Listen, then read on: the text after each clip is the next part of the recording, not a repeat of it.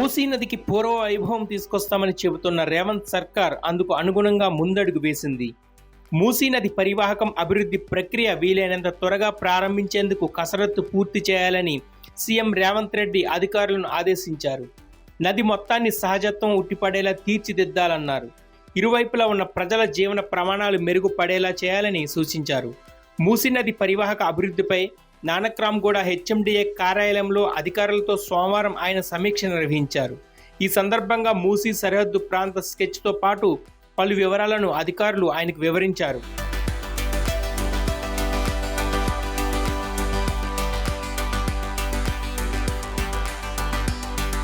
ఈ సందర్భంగా రేవంత్ రెడ్డి మాట్లాడుతూ తొలుత మూసీ శుభ్రత ప్రక్రియను పూర్తి చేసేందుకు ప్రణాళిక రూపొందించాలని, ఇందులో భాగంగా నిరంతరం మంచినీరు పారించడం కీలకమని అన్నారు.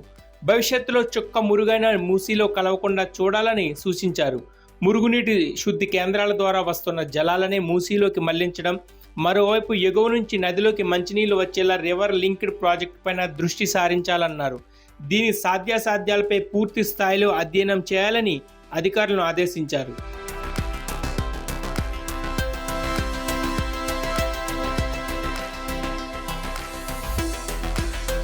మూసీ నది రూపు మార్చేందుకు అవసరమైతే డ్రోన్లతో సర్వే చేపట్టి ఎక్కడికక్కడ ఎంత మేర వ్యర్థాలున్నాయో తేల్చాలని సీఎం రేవంత్ రెడ్డి ఆదేశించారు.